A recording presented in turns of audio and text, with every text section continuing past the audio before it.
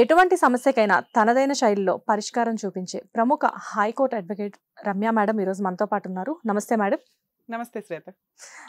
Madam ఎప్పట్లానే మనతో పాటు తన సమస్యని మీ దగ్గర సొల్యూషన్ తీసుకోవడానికి కాలర్ రెడీగా ఉన్నారు. ఒకసారి వాళ్ళ సమస్య ఏంటో తెలుసుకుందాం. షూర్ శ్వేత, మాట్లాడు. మేడం నమస్తే మేడం. మేడం రమ్య మేడం మనతో ఉన్నారు. మీ ప్రాబ్లం ఏంటో ఒకసారి రమ్య మేడంకి చెప్పండి మేడం. హలో అమ్మా, మీ ఎక్కడి నుంచి, ఏంటి మీ పేరు? మేడం మాది నెల్లూరు జిల్లా మేడం, కొడవలూరు మండలం, కొడవలూరు మేడం. నా పేరు పూజిత మేడం. పూజిత, ఏంటమ్మా మీ ప్రాబ్లం ఏంటి? మాది లవ్ మ్యారేజ్ మేడం, 6 years అవుతుంది. మా మామయ్య మేడం. ఓకే, సొంత మామయ్యనే లవ్ చేసి పెళ్లి చేసుకున్నారు. ఫస్ట్ 6 years నుంచి కూడా నేను ఇలాగే బాధలు పడతానే ఉన్నాను మేడం. పోలీస్ స్టేషన్కి వెళ్ళడం, అతని మీద కేసు పెట్టడం, ఇలాగే బాధలు పడతానే ఉన్నాను మేడం. ఏం చేస్తారు మీ హస్బెండ్? మా హస్బెండ్ ఏం చేయరు మేడం, ఇంటి దగ్గరే ఉంటారు. వాళ్ళ అమ్మ వాళ్ళ అక్క ఉండి ఎక్కడికి పోవద్దు, నేను కష్టపడి దాక్కొని చిన్నప్పటి ఏ కష్టము చేయడు, నువ్వు అని అంటాడు. అది నేనే పోతాను అని అంటే, నువ్వు ఎక్కడికి వెళ్తావు, ఎవరిని చూసుకోవడానికి వెళ్తావు? కాదమ్మా, ఏ పని చేయనోడిని ఖాళీగా కూర్చొని ఎట్లా లవ్ చేసావు తల్లి? అంతకు ముందు పెయింట్ పనికి అలా వెళ్తున్నాడు మేడం. పెయింట్ పనికి వెళ్తున్నాడు కదా అని నువ్వు లైన్ వేసావు. తీరా చూస్తే పెళ్లి అయిన దగ్గర నుంచి మేడం లేదు మేడం, అసలు నేను మా మావని చేసుకుంటానని కూడా నేను కలగలేదు మేడం. నా వెంట 9 సంవత్సరాలు ఇష్టపడు స్కూల్కి వెళ్ళే టైంలో, కాలేజీకి వెళ్ళే టైంలో ఇష్టపడు అని చెప్పి అతనే పడి అలా చేశాడు మేడం. ఓ మీ మావయ్య నీ వెనకాల 9 ఏళ్ళు తిరిగితే నువ్వు ఎప్పుడు పడిపోయావమ్మా మీ బావకి? నేను 10th class లో మేడం. మీ పెళ్ళి 6 సంవత్సరాలు అవుతుందా ఇప్పటికి? అవును మేడం. 10th క్లాస్ అంటే నీ పెళ్లి టైంకి నీ వయసు ఎంత? అప్పుడు 17 ఏళ్ళు మేడం. 17 ఏళ్ళకి నీకు పెళ్లి చేస్తారా? మైనర్. 17 ఏళ్ళు కావలేదు మేడం, 18 ఏళ్ళకి మేడం. 18 కూడా చట్ట ప్రకారం నేరమే. మరి ఏదో కవర్ చేయడానికి చూసావు గానీ. పోనీలే, కానీ ఇప్పుడు మీ మీద ఎవడ కేసు వేయడు కానీ టెన్షన్ పడకు.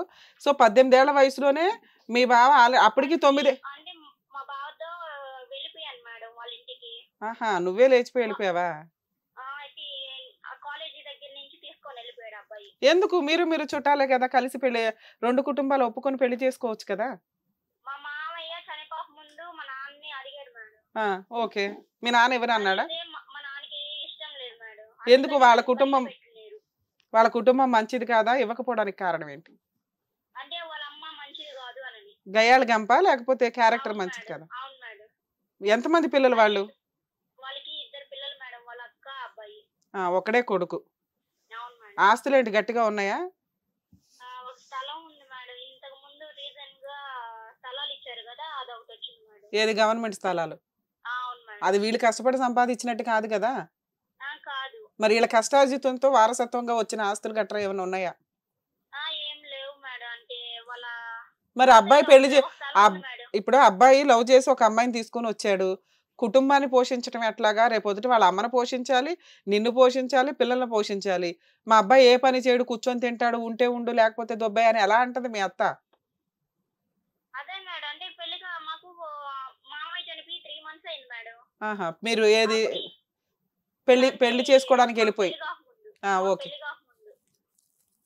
అయిపోతే నాకు ప్రెగ్నెన్సీ మేడం, పెళ్లి కాక ముందు.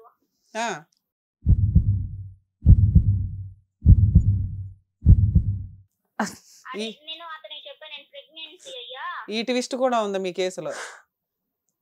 నేను ప్రెగ్నెన్సీ అయ్యా, పెళ్లి చేసుకో అంటే అతను జోక్ గా అనుకున్నాడు మేడం, సీరియస్ గా అనుకోలా.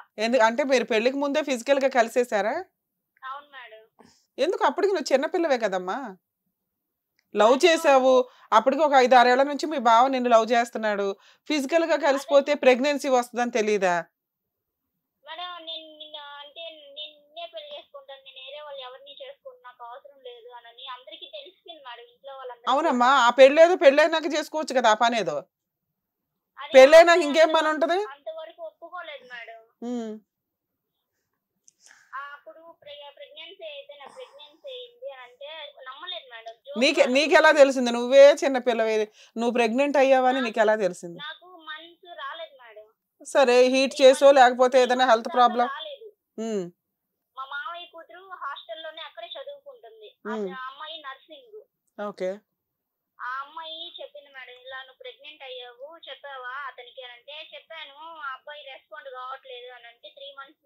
ఉమ్. అప్పుడు ఏం చేయాలో తెలియక ఆ అమ్మాయి ఇంకా టాబ్లెట్లు తెచ్చి ఇచ్చేసింది మేడం. ఓహో, ప్రెగ్నెన్సీ పోయింది నీకు. ఓ ఆ, బాబా. ఉమ్. ఆ తర్వాత మళ్ళీ కాల్ చేసి ఇలా చేసావు, ఇలాగ నా జీవితాన్ని నాశనం చేసావు, మీ నాన్న చనిపోయిన తర్వాత వేరే అమ్మాయిని సంబంధాలు చూస్తున్నారా మా ఇంట్లో, ఉమ్. అందరికీ తెలుసు కదా మన ఇష్టపడింది సరే అనేసి నాకు బలం. కాదమ్మా, వాళ్ళ ఇంట్లో వాళ్ళకి మిమ్మల్ని చేసుకోవడం ఇష్టమే.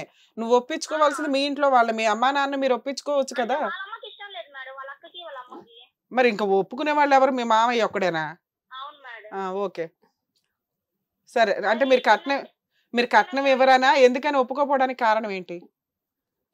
నేను కట్నం తేలేను మేడం, ఓకే. మాది ప్యూర్ కుటుంబం. ఓకే అమ్మా. నాకు వెనక ముందు బలగం ఎవరు లేరు మేడం, నేను ఒక్కదాన్ని. ఓకే. నా తమ్ముడికి బలగం ఉండాలా, కట్నం తెచ్చే అమ్మాయి ఉండాలా, నువ్వెందుకు ఫస్ట్ లో లవ్ చేసేటప్పుడు వాళ్ళ అక్క ఎంకరేజ్ చేసింది మేడం ఆ అబ్బాయిని. తర్వాత వాళ్ళ నాన్న చనిపోయినప్పుడు కానీ రివర్స్ అయింది మేడం. ఓకే అమ్మా. ఎందుకంటే అప్పుడంటే వాళ్ళ నాన్న అంటే భయం. తర్వాత ఏమైంది? ఓకే, బయట అమ్మాయిని చేసుకుంటే కట్నం వస్తుంది, ఈ అమ్మాయిని ఎందుకు వదిలిచ్చేసుకోవడం బెటర్ అని ఆవిడ సలహాలు ఇస్తూ వచ్చింది మీ ఆయనకి. అప్పటికి అతను రిక్వెస్ట్ చేసి అప్పుడు నేను మాట్లాడి ఏడిస్తే ఆ అబ్బాయి నన్ను తీసుకొని వెళ్ళాడు మేడం వాళ్ళ ఇంటికి. తీసుకొని వెళ్ళినాక వాళ్ళ అక్కని ఉరేసుకోబోయింది, ఎందుకు తీసుకొని వచ్చావు, నేను ఉరేసుకొని చచ్చిపోతాను అని.